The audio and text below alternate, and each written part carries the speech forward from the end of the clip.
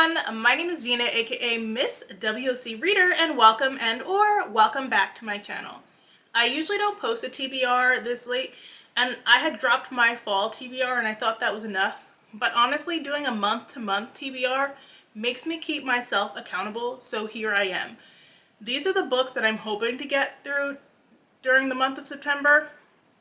If you've been following me for a while, you know there's only ever been 1 month where I finished my entire TBR. 1 month.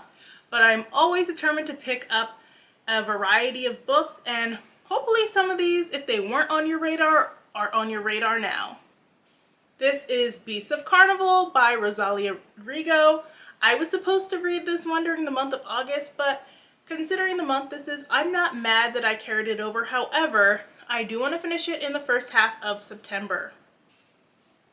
This is Family Spirit by Diane McKinney Whetstone, and I haven't really heard anybody talk about this one yet, and I actually signed up to do a book tour so I could get a copy, so I will be sharing my thoughts later during the month, so it's definitely a priority read for me.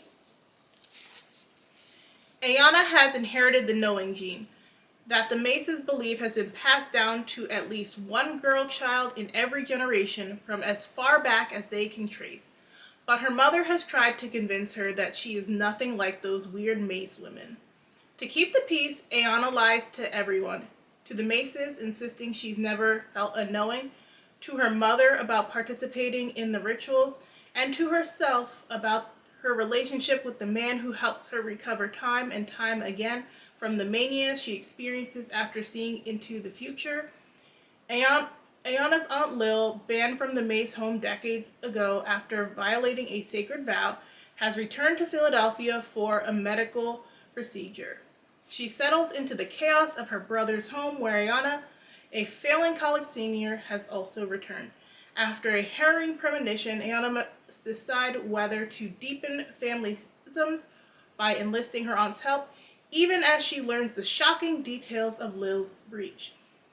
Meanwhile, Nona, the woman writing the novel, becomes more of a participant than creator, as her own drama is deftly interspersed throughout, as she too yields the power of the Mace family and its indomitable spirit. So, honestly, the biggest draw for me was it being somewhat multi-generational, involving this whole family, and it being set in Philadelphia.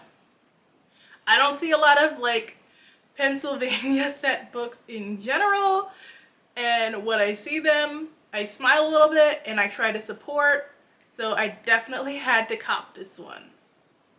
I was supposed to read this one months ago. You've probably seen it on and off my TBR many times. This is the sequel to Sign of the Slayer. It's called Soul of the Stone. I started reading it, and at this point I'm gonna have to restart it. It wasn't bad, it's just that I wasn't in the mood for it when I started reading it earlier this year. Now, since we're in the spooky season, I want to read all the vampire books. I want to read all the black paranormals, so I'm excited to pick this one up again. This is Huntsman by Naima Simone. It is a dark mafia Snow White retelling, which I don't read a lot of mafia romance, but I am in the mood for something darker and sexier, and I've heard a lot of good things about this one. This is The Reaper by Jackson P. Brown. This was also on my fall TBR.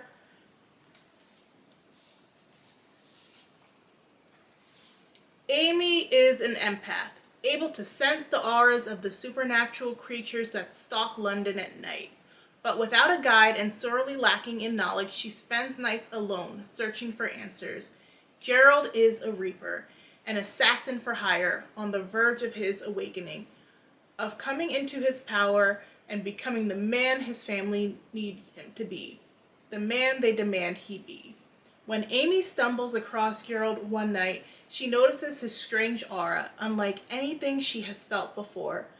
Afraid, but desperate to know more, she follows, and he makes her an offer she can't refuse. If she becomes his partner, he will introduce her to a world she has only ever felt the shallow surface of the secret underground city. And their first mission together, find a girl who murdered her own parents. I'm a sucker for urban fantasy, specifically Black urban fantasy. We don't get enough of it. And like I said, it's fall. I'm in the mood for these dark things. Last, we have An Unlikely Coven. This is by A.M. Kavita. After 7 long years, Joan Greenwood is finally returning home. Unfortunately, her family totally forgot about it. Joan's homecoming is lukewarm at best, but it soon turns disastrous when news hits that someone has created a spell that can turn an ordinary human into a powerful witch, threatening the balance of the magical world and the Greenwood family's place at the top of it.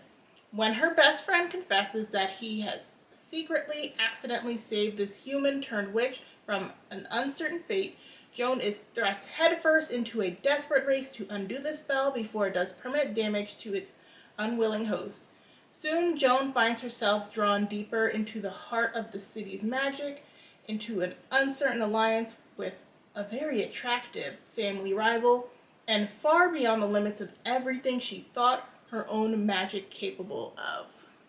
These 3 were gifted to me by publishers, so shout out to Bramble, shout out to Orbit, and shout out to Harlequin Mira for sending me these gifted copies. Let me know if any of these books sound interesting to you. And if you like this video, make sure and hit that like button. Thanks so much for watching. I will see you guys in the next one. Bye!